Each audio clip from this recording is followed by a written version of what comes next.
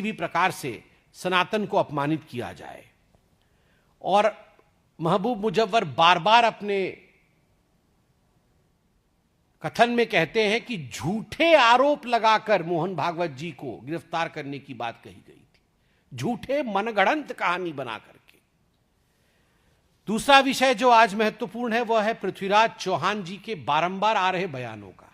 कोई कल एक बार एक्सीडेंटल बयान हो गया हो ऐसा नहीं है, आज भी बयान को दोहराया गया है। आज भी कहा गया है, दो बातें कही गई है। पहली बात कही गई है कि आतंकवाद का धर्म नहीं होता। ये जो आतंकवाद का धर्म नहीं होता, ये तकिया कलाम है तुष्टीकरण का। ये आतंकवाद का धर्म नहीं होता, वो तमाम कांग्रेसी नेता कहते हैं जब आतंकवादी हमला होता है ताकि वो अपने वोट बैंक को साध सके और तुष्टीकरण की राजनीति को आगे बढ़ा सके। और उसी सांस में, in the same breath, Prithviraj Chauhan कहते हैं आतंकवाद का धर्म तो नहीं होता है, कहना ही है तो आप कहो हिंदू आतंकी या सनातन आतंकी। वाह, आतंकवाद का धर्म नहीं होता मगर हिंदू आतंकी और सनातन आतंकी कहो, कहना ही है तो। आप याद करिए, सुशील कुमार शिंदे जी ने भगवा आतंकवाद कहा था उनके एक कॉन्क्लेव में, कांग्रेस पार्टी के एक बैठक में पहली बार भगवा आतंकवाद कहा था। और जब विगत वर्ष उनसे पूछा गया कि आपने सही किया या गलत किया भगवा आतंकवाद के शब्द का प्रयोग करके, तो सुशील कुमार शिंदे मुस्कुराते हुए कह रहे थे, मैंने अपने मन से नहीं किया, मुझे तो लगता है मैंने गलत किया, मगर जो आला कमान ने कहा, जो मुझे मेरी पार्टी ने कहा कि आप भगवा आतंकवाद सैफरन टेरर का प्रयोग करिए, मैंने वो प्रयोग किया। मतलब आला कमान कौन है? कांग्रेस पार्टी में आला कमान तो कोई और नहीं, एक ही आला कमान है, या यूं कहिए कमान में बहुत सारे आले हैं। गांधी परिवार के कमान एक, गांधी परिवार, आले अनेक। प्रियंका गांधी वाड्रा, राहुल गांधी, सोनिया गांधी, तो ये सारे गांधी परिवार के लोगों ने ही सुशील कुमार शिंदे के ऊपर ये प्रेशर बनाया था कि आप भगवा आतंकवाद शब्द का प्रयोग करिए। और आज जो पृथ्वीराज चौहान कह रहे हैं, इसमें भी कोई दो मत नहीं है कि उनके आला कमान ने ही कहा होगा। अब एक वर्ष बाद वो जब किताब लिखेंगे तो उसमें आएगी ये बात कि मुझे भी कहा गया था कहने के लिए। और ये कांग्रेस पार्टी की पुरानी आदत है। याद करिए 18 फरवरी 2007 को जब समझौता एक्सप्रेस में ब्लास्ट हुआ था, लश्कर-ए-तोयबा के आतंकवादी, जो एक प्रतिबंधित संगठन है, उसके पूर्व मुखिया सफदर नागोरी की गिरफ्तारी हुई थी। केवल सफदर नागोरी की नहीं, पाकिस्तान के 2 आतंकवादी भी गिरफ्तार हुए थे। मगर इन सभी लोगों को कांग्रेस पार्टी ने 14 दिनों के अंदर, मात्र 14 दिनों के अंदर, और सफदर नागोरी एवं पाकिस्तान के वो 2 आतंकवादी मान गए थे कि हां हम ही हैं जिन्होंने बॉम्ब ब्लास्ट कराया था समझौता एक्सप्रेस में, उसके मानने के पश्चात, कन्फेशन के पश्चात भी मात्र 14 दिनों के अंदर छोड़ दिया गया। 2007 में हैदराबाद के मक्का मस्जिद बम ब्लास्ट में भी पुख्ता सबूत थे कि हुजी इसमें इन्वॉल्व थी। 100 आतंकवादियों को गिरफ्तार भी किया गया था, मगर सभी को कांग्रेस पार्टी ने बाद में छोड़ दिया गया। ठीक उसी प्रकार की परिस्थिति 26/11 के समय भी हुई थी। 26/11 के समय, खैर राहुल गांधी पार्टी कर रहे थे ये अलग विषय है, मगर उनके नेता 26/11 आरएसएस की साजिश, दिग्विजय सिंह इस प्रकार की किताब निकाल रहे थे। कहीं ना कहीं पाकिस्तान को क्लीन चिट देने का काम कर रहे थे, आतंकियों को खुला छोड़ने का काम कर रहे थे। स्वाभाविक है, जिस दिग्विजय सिंह के लिए और जिस गांधी परिवार के लिए जाकिर नायक अपोस्टल ऑफ पीस, शांति दूत है, और जाकिर नायक के एनजीओ से जो पार्टी पैसे लेती है, जो राजीव गांधी फाउंडेशन पैसे लेती है, उनसे ये एक्सपेक्ट करना कि वो हिंदू आतंकवादी नहीं कहेंगे, वो भगवा आतंकवादी नहीं कहेंगे, वो सनातनी आतंकवादी नहीं कहेंगे, ये अधिक है। ये जो पूरा प्रक्रिया हुआ है मालेगांव के ब्लास्ट का, 17 वर्षों बाद निर्दोष घोषित किए गए हैं। जो साथी निर्दोष घोषित किए गए हैं भारतवर्ष के, उनमें से एक सेना में है, उनमें से एक साध्वी है। सेना, संत, सनातन और संविधान, इन चारों पर कांग्रेस पार्टी ने 17 वर्षों तक आक्रमण किया। कांग्रेस पार्टी ने एक सुनियोजित ढंग से 17 वर्षों तक सेना, संत, सनातन और संविधान, इनके ऊपर निरंतर आक्रमण किया, मगर सत्यमेव जयते, अंत में सत्य की ही जीत होती है और सत्य की ही जीत हुई है।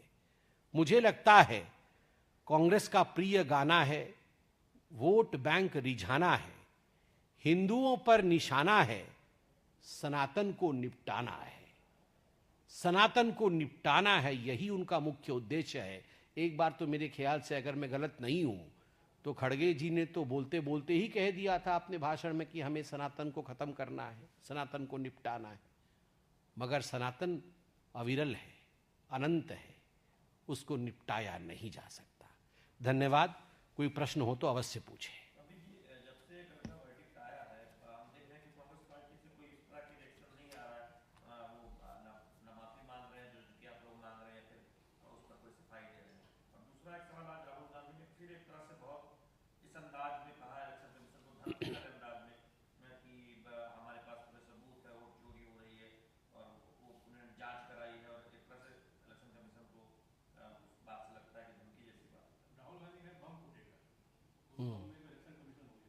राहुल गांधी जी ने क्या कहा? बम फटेगा।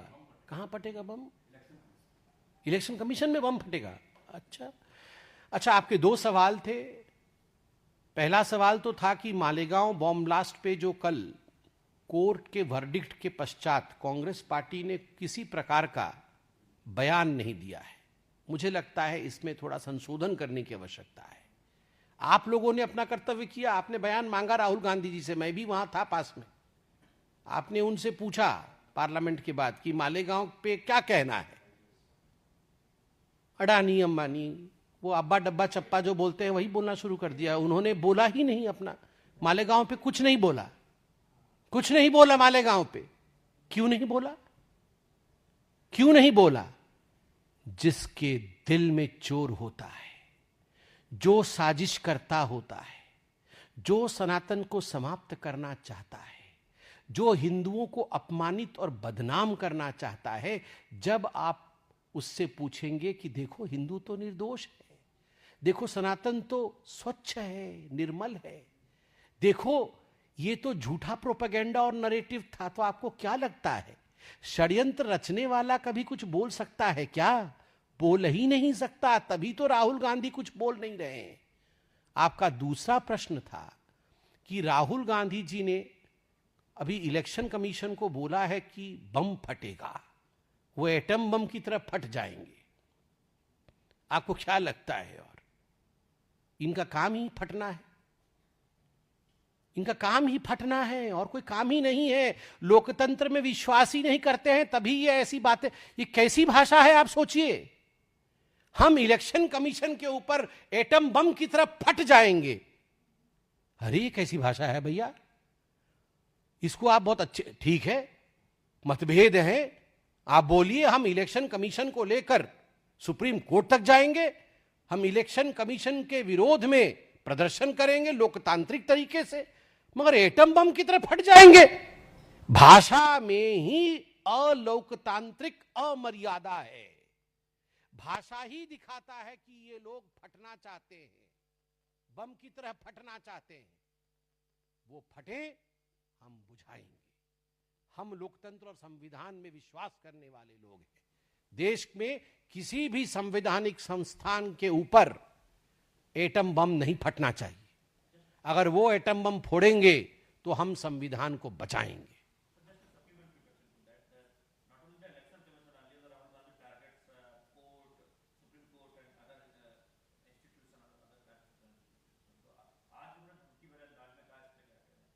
देखिए, राहुल गांधी जी जो धमकी भरे अंदाज में कह रहे हैं वो आज से नहीं कह रहे हैं, वो धमकी भरे अंदाज में आरंभ से ही कह रहे हैं। याद करिए, आप और हम तो जनता हैं, उन्होंने तो किसी को नहीं छोड़ा है जी, उन्होंने आर्मी चीफ को सड़क का गुंडा कह दिया है। उन्होंने माननीय प्रधानमंत्री जी के लिए सदन में खड़े होकर कहा कि एक दिन तुम्हें लाठी से मारा जाएगा, लाठी से मारा जाएगा तुम्हें, यह प्रधानमंत्री के लिए कहा, सदन में कहा। और प्रधानमंत्री जी की शालीनता देखिए, प्रधानमंत्री जी ने कहा कोई बात नहीं, आप मुझे लाठी से मारिए, मैं और सूर्य नमस्कार करने की संख्या बढ़ा दूंगा ताकि मेरी कमर मजबूत हो जाए। यह है लोकतंत्र। और धमकी भरे अंदाज, राहुल गांधी नॉर्मल अंदाज में कब बात करते हैं ये मुझे बताइए। एक हाथ में, एक पॉकेट में हाथ डाल करके हमेशा धमकी भरे अंदाज में ही बात करते हैं। मुझे तो कभी कभी लगता है कि पता नहीं, हिंदी पिक्चर में विलियन जैसे हमेशा एक पॉकेट में हाथ डाल के कुछ ना कुछ बोलता रहता है, विरोध में फट जाएंगे, मार देंगे, उसी प्रकार से ये करते रहते हैं। ये अच्छी बात नहीं, लोकतंत्र में ये एक नेता को शोभा नहीं देता। और खास करके जब आप एलओपी हैं तो सभ्य भाषा का प्रयोग करना चाहिए। ये बम जैसे फटना राहुल गांधी जी को शोभा नहीं देता। आप शीतल जल की तरह बहिए, बम की तरह मत फटिए।